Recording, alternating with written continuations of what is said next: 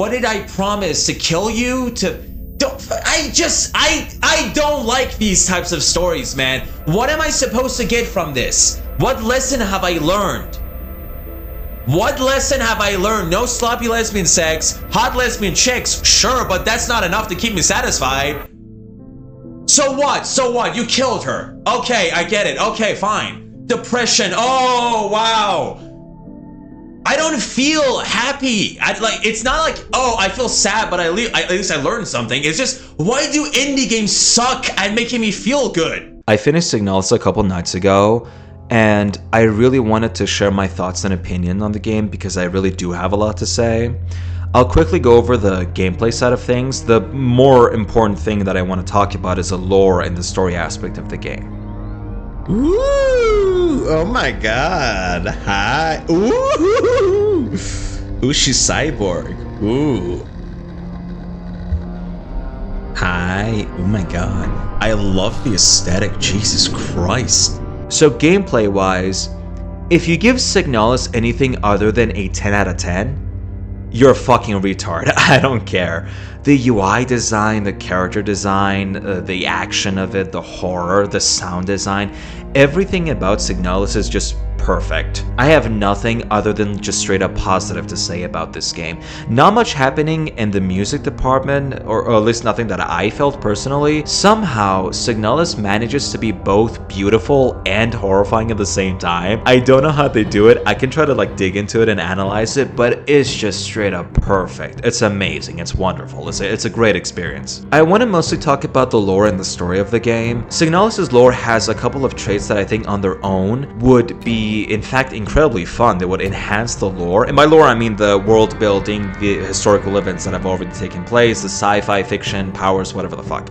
That's the lore. Alone on their own, these traits would function quite well, but when they're combined they kind of make a whole fucked up mess. So the first trait that Signalis' lore has is that it's incredibly fucking dense. Signalis has such a big ass fucking lore. So much world building, so many small and big details, and the relative size of the lore compared to the game, the lore is shit big. The game itself is incredibly small, and even though that the game provides a lot of snippets of information through diaries and report files and stuff like that, because the overall volume of the lore is just that big, all of that information ends up on being incredibly dense and shoved into these smaller snippets of information. It makes digesting and understanding every single one of those way harder. Imagine if in Elden Ring, where you have shit ton of item descriptions and the world itself is huge, imagine if Elden Ring was 1/3 of its size. The lore volume remained the same, so you have shit ton of lore to cover, but you have only 100 item descriptions, and every single one of those items becomes crucial to understanding the lore. You miss out on a single item, you don't pay attention to this one small detail, then there's this one giant ass hole in your understanding and your knowledge of the lore, and you're like, well, why don't the puzzles fit together? I read through everything. In general, this type of very dense approach where your game is way smaller than your lore and your lore is just way bigger than your game, it kind of makes digesting the information way harder. There will be way more information in small snippets than you can actually kind of process through. The second trait that Signalis' lore has is that it's insanely cryptic. The entire shtick with Signalis is that you can never take things at face value, you always have to dig into them. There's just shit ton of metaphors, of symbolisms, a lot of hints at incredibly obscure, niche literature, books, art, paintings, so on and so forth. You really do have to do your research in order to understand the lore. There's always a double meaning behind it. You can never just take things as they are. You always have to go deeper. The third trait that Signalis' lore has is that you can never tell the difference between dream and reality. Signalis is incredibly incredibly cryptic when it comes to tackling reality and dreams. The vast majority of times that I was playing this game, I had no idea whether the thing that was happening was real or not, a dream or reality. Sometimes the game gets pretty obvious. Oh, well, these are obviously like a collection and a collage of different memories. This is, of course, like obviously a flashback. This part is definitely a dream. I get that, but I genuinely do not know whether some locations that I went with Elster were real places, whether some encounters were actually like real or not. It really messes up with your understanding of reality. You really don't know what informations you're supposed to trust. You're just going along with it, but the entire time you're completely confused. There is no solid foundation where you can base your understanding. Okay, this is happening. This is how this is. This is how that is. There was no solid foundation for me. Like the vast majority of times, I was insanely confused. What is happening? What is happening? Come closer. Bro, this game was supposed to be about lesbianism. Have no fear. Well, I have plenty of fear right now.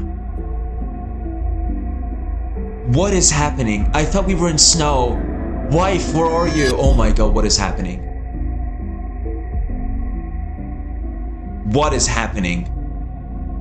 Evangelion, whatever for you. What is happening? What is happening? What is happening? What is happening? What am I seeing? So this is the average lesbian experience. What am I seeing? What the fuck is this? I signed in for hot lesbian sex. What is this? Being out of, I'm very much, what is happening? So she's taking control of our mind? What is happening? What am I seeing? What the fuck is going on, dude? What is going on? Alina, is that you? Are you calling out to me? Okay, so there's like two chicks. One has like the original white hair. What is happening?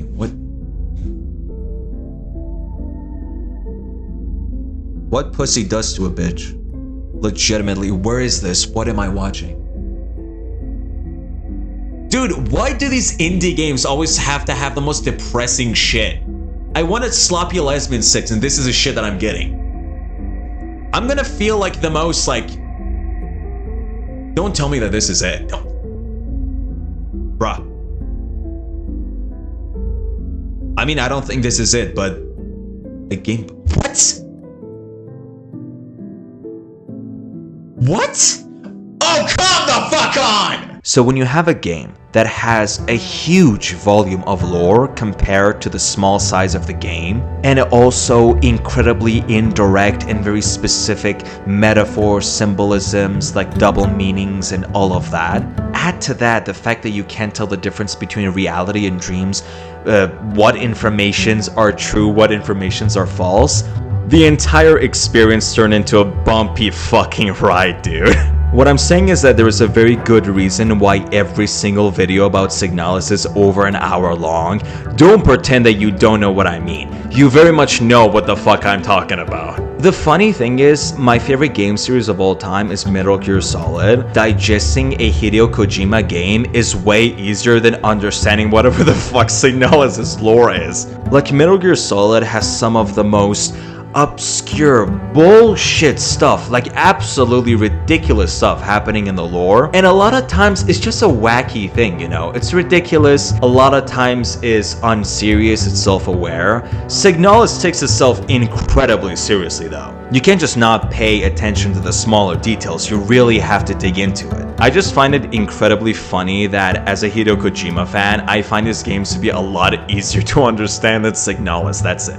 But again, even though that I say that these three traits when combined together make for an incredibly fucked up and bumpy ride, at the end of the day, I don't mind it. I really don't give a shit. Because the most important aspect of a game for me is the main story, the main premise, what I end up on doing in the game. Whatever ethical lessons the developers end up on giving me, how I end up understanding that, and how that will end up affecting my life. As long as I have that, I can look over all of the convoluted nonsense, lore, shenanigans, psychic, whatever the fuck is happening.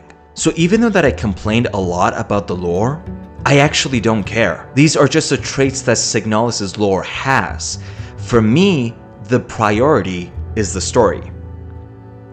And I fucking hate the story. It's so funny how Signalis' main premise and story is far shorter and simpler than the world that it takes place in. The story focuses on two characters. One of them you get to play as Elster and Ariane. Ariane is a very special type of girl. She grew up alone with her mom in the mountains in a radio station. She got into music, she got into paintings, she got into arts and stuff like that.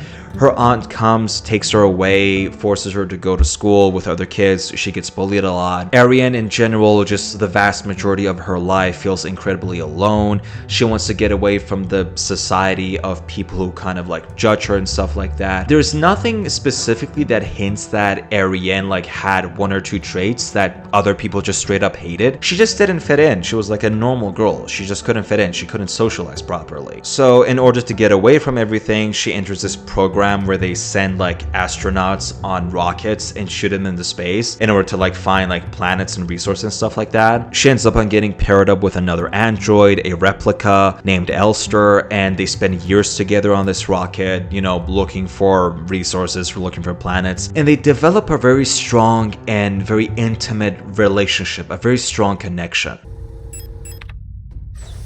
Ariane. Wife!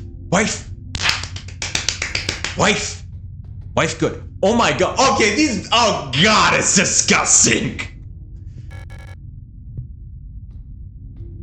So this game. Oh my god, they're kissing. This game is about lesbianism. I was right the whole time. Wow. I missed you. I missed you too. Okay, these bitches be fucking like legitimately. Oh my god, it's disgusting. I hate it. It's over 300. It's our 3000th cycle anniversary? What does that even mean? We'll be getting the update mission parameters later. So I thought it'd be nice to celebrate. Let me put on some music.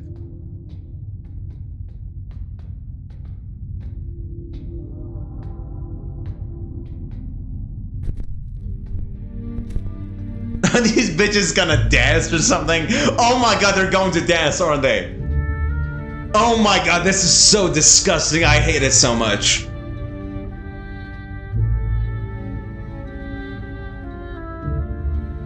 And they do be fucking. Why is her clothes on? Okay, why is Ariane's hair white though? Like, why is it white though? I thought it was not white. She's becoming another person. Okay, there's still so many questions left. But to their absolute surprise, there was never a space exploration program. They were never meant to return. It was a one-way trip. They were just gonna run out of food, oxygen, and everything. The ship is just going to fail. Like the most gruesome and like the most tragic ending that you can think of. And what happens is that the engine room of the ship kind of gets fucked up. It explodes and the entire ship starts to get filled with radiation. Elster puts Ariane in her cryopod in order to maximize her survivability, but she's still dying from radiation. And after a while, even Elster dies. So Ariane is completely alone in this ship. A lot of like sci-fi shenanigans happens here that I fully don't understand. Like Ariane makes this alternative reality, like a space between real reality and her reality. And Elster wakes up in this space station and Sierpinski in a mine station or something. A lot of stuff that I just couldn't like wrap my head around, but I really didn't care about it. The main objective of the game, the main premise of it, is Elster remembering what happened on that ship, making her way back to Ariane somehow through this alternative reality. Like Ariane wakes up Elster has to find Ariane. Through this journey, a lot of times she fails. You get to see previous Elsters as you go through the game, a shit ton of them. It kind of forms this cycle where every single time that Elster fails, Ariane kind of presses a restart button and Elster has to do the whole thing again until she can make it to Ariane. Anyway, after you go through 70% of the game, you get a fake death scene. Even though that was incredibly like obvious, I fell for it and legitimately thought that the game was over because I just was so confused about what the game was trying to do. I had no idea whether the game was actually finished or not. But after that fake death scene, I was genuinely very, very excited. Elster wakes the fuck up. She starts remembering the promise. She goes into the ship. Ariane is not there, but there's a failed dead Elster unit there. She starts tearing up her armor. She starts wearing it. We start locking the fuck in, baby. We're going to jump into the fucking hole. We're going to find our wife. We're going to hit that pussy. And we will do it with a fucking smile on our face. Seriously, that's how genuinely excited I was. Finally, all of the trauma, all of the pain, all of the confusion was going to pay off. I was so fucking stoked. And then the ending comes. We go through the final boss. Pretty fun boss, by the way. We go to the final scene, and we see Ariane in her cryopod. Wife? I have no idea what is going on. Don't give me a sad ending. If it's gonna give me a sad ending, dude. I wanted sloppy lesbian sex and I got a sad ending instead. She looks hot as fuck, but truth be told, she's probably tired of it all.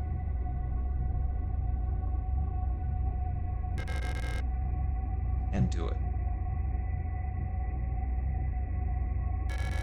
Wait, why does Ariane looks like Falke? Just white. What is going on, dude? Okay, on God's name, I will never play indie games ever again. Unless if I know there's an absolute happy ending, because indie games suck when it comes to writing endings. On God's name, on my mother's life.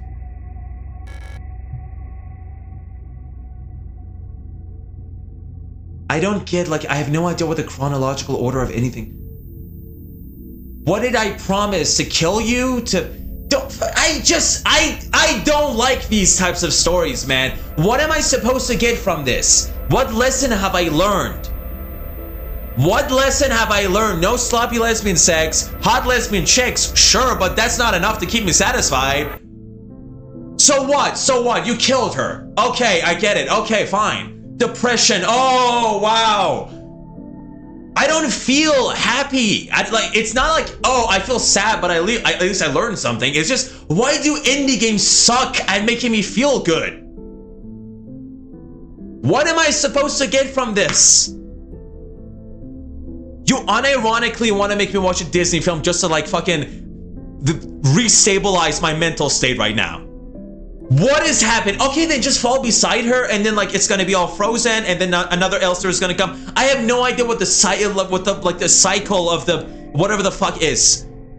I doubt that if I even knew, I'd like it. Like, I have no idea what to take from this. What am I to take from this?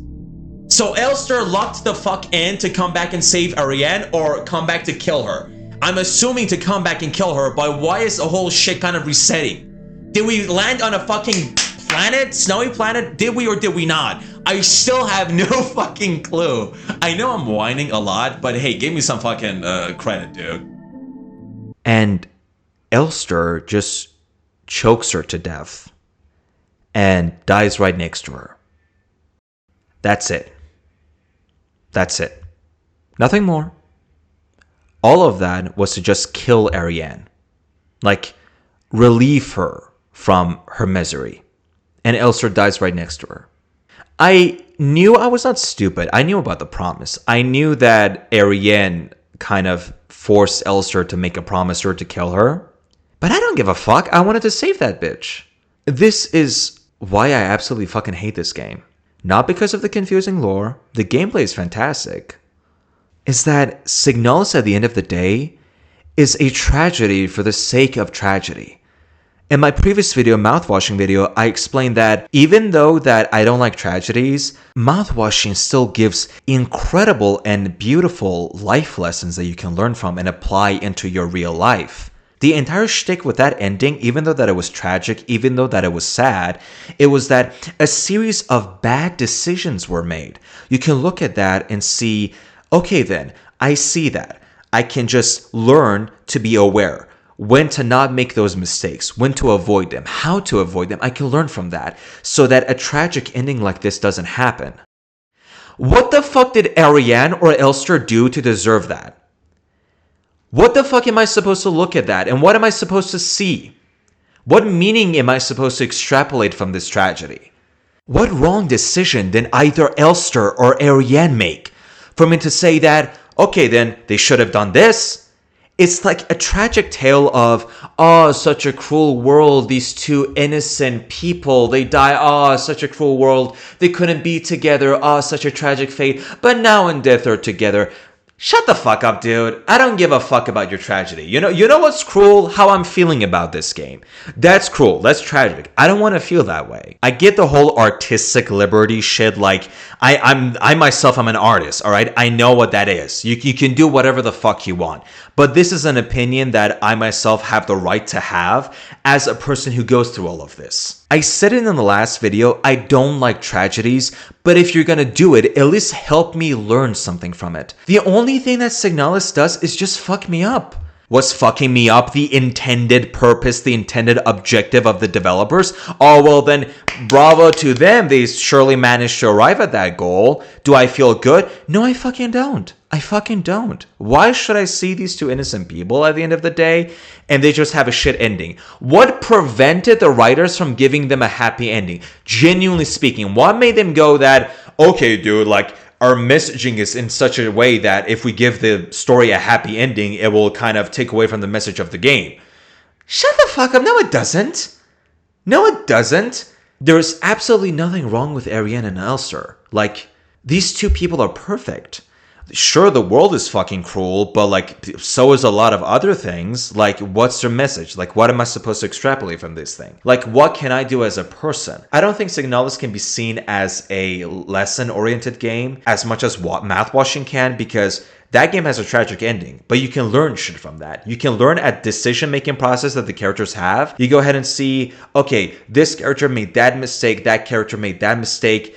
I shouldn't do these things. I can do better next time. I learned from this.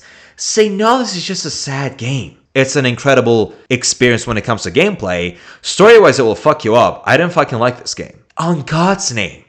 I swear to fucking God, on the God that I believe in. If it wasn't for the fucked up ending, I would give this game a 10 out of 10. If it wasn't for the fucking ending, on God's name, I would give this game a 10 out of 10. If the game was like a happy ending, on God's name, I would give it like a 20 out of 10. I don't give a shit about the convoluted lore. The ending just fucked me up, man. I'm not gonna, and this is my opinion, I'm obligated to this. I'm not gonna give this game a 10 out of 10. I'm not, you know what? I wanted to give this game a 0 out of 10, but I'm just not gonna comment on it. I'm not gonna rank it. I hate this game so much that I'm just gonna specifically not rank it. And by the way, I don't hate the game. I specifically hate the ending with every fiber of my being. Fuck this. Just genuinely fuck it. Genuinely. I'm getting way too pissed. I should just end it right here. That's how I feel about this game. That's it. Done. See you later. What am I supposed to take from this? What am I supposed to take from this? Hot lesbian chicks, check. Lesbian sex, I didn't see it. It was off screen, but it did exist. I don't feel happy. I don't feel like I've earned anything. A sad ending? Did I earn that?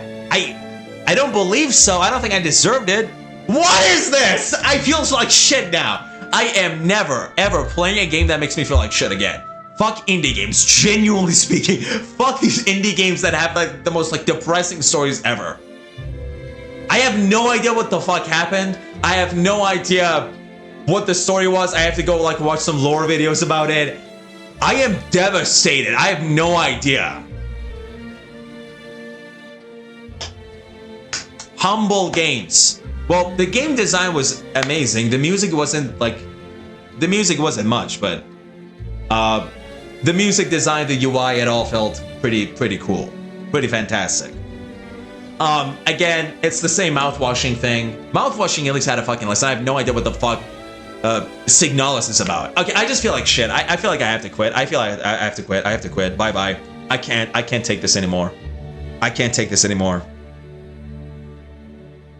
I can't take this anymore. I can't take this anymore. I can't take it. I can't take it. Get me the fuck out of here. I'm sorry. Get me the fuck out of here. Oh god. I just games that have meaning have always been my priority. That like, I'm not saying it has no meaning, but like I just don't like bad endings, dude. I just don't like bad endings. Why the fuck would I play a game to feel like shit at the end of it? Like, this is the second time. And I know it might not be that much, but second time is a lot. When you're considering of the experience, it's like second time is a lot. Like twice in a row, I've played an indie game, Mouthwashing, now Signalis. Both of them made me feel like shit. Both of them made me feel like shit. Great games, makes me feel like shit. I don't like it. What am I supposed to get from this game? What am I supposed to get from this game? What am I supposed to get from this game? I genuinely have zero fucking clue. What's with indie games being so sad, bro? What's with indie games being so fucking sad? What's with indie games being so fucking sad, bro? I have no fucking clue. Wait, there are endings? There are endings. I just realized there are endings? My fucking God, are you kidding me? I've just realized there are multiple endings. I'm going to kill myself now. You know what? I'm gonna leave. I'm gonna fucking dead. Fuck this.